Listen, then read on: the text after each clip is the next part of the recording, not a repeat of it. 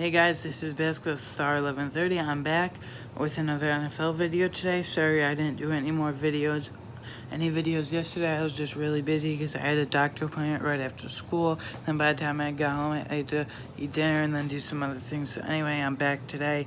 Today this is the first of 4 videos I'm doing, including my NFL pick'ems. I know you guys love that. So anyway, I got Monday Night Football review. The first game of the doubleheader. So let's get started. The first game of the doubleheader was Texans and Saints. I'm going to be doing these games in separate videos, but for Texans and Saints, first I'm going to do a score prediction, then Texans side, then Saints side, and then, my thoughts on it. So let's get started.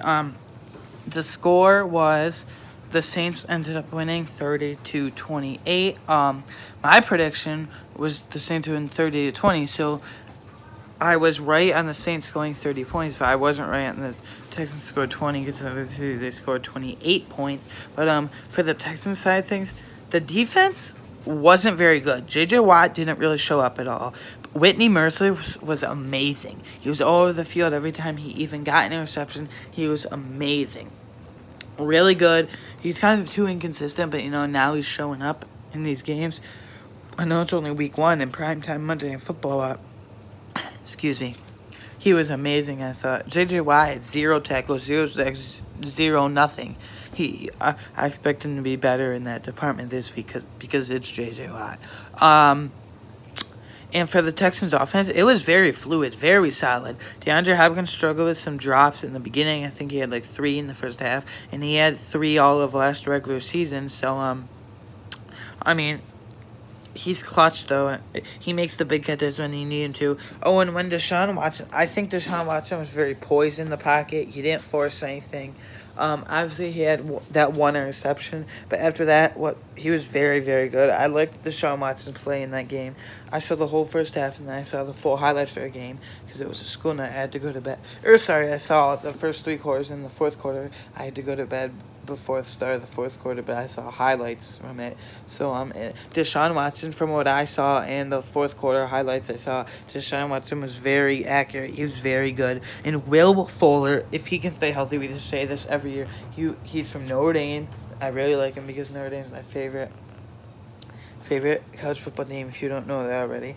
Notre Dame Fighting Irish. Go Irish. But anyway, Will Fuller was a very polished prospect, very good routes. He had some injury concerns coming out of college, and it showed in the NFL. But he mossed Eli Apple. There was this play where Deshaun Watson launched a 55-yard bomb downfield, and I don't know how Will Fuller came up with it. I don't know how Will Fuller caught it. Eli Apple was right on him.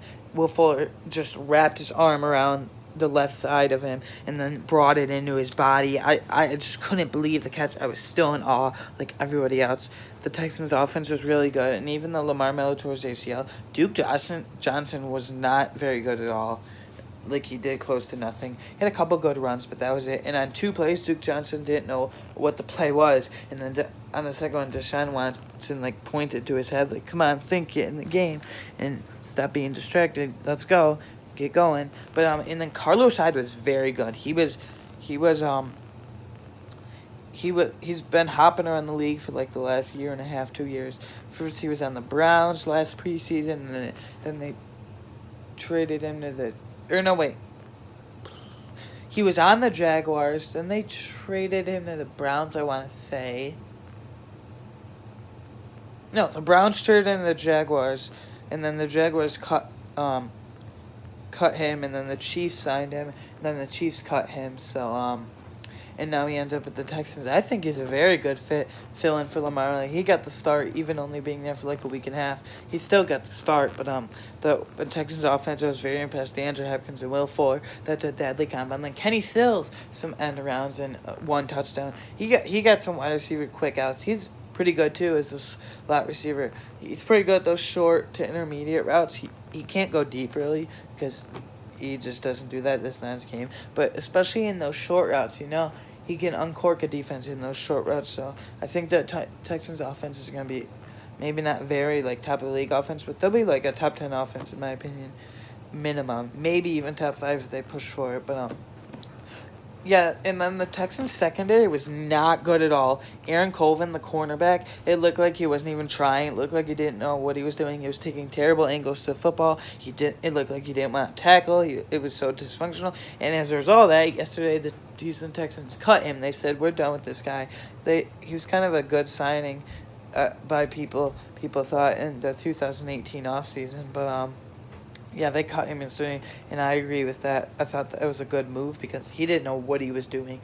And then Jonathan Joseph didn't play it too good either. And then the safeties, Justin Reed, the second-year guy. I forgot what college he went to. I was really high in him last year's draft in the 2018 NFL draft, but he didn't play good at all either. The whole secondary was bad. Jonathan Joseph was the best player in that secondary, and he wasn't even good, so that means it was very, very bad. Now moving on to the Saints. The Saints' offense was very productive. Now, that Drew Brees threw an interception in the beginning. That was when Whitney Merciless, I can't stress enough how big Whitney Merciless was in this game. He was all over the field. But that was when Whitney Merciless got his interception. And the Saints secondary wasn't too good either. And Marshawn Lattimore was off kind of. And the Saints pass rush, Cameron Jordan, it was about as expected for the pass rush. Cameron Jordan was really the only... Cameron Jordan, I was the only pass rusher that night, but I was really impressed on Monday with Demario Davis, the linebacker. He was very good in my opinion, flying all over the field. I'm gonna name two players that were most surprising for me, and I'm glad about it.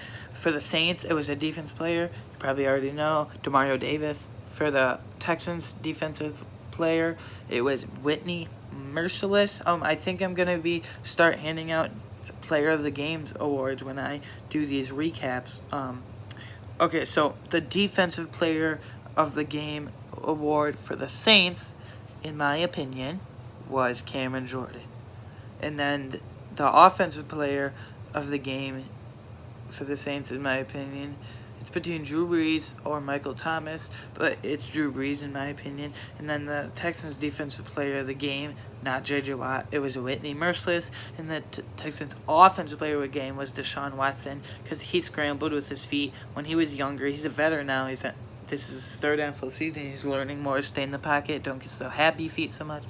Yeah, and then the Player of the Game overall for me, even though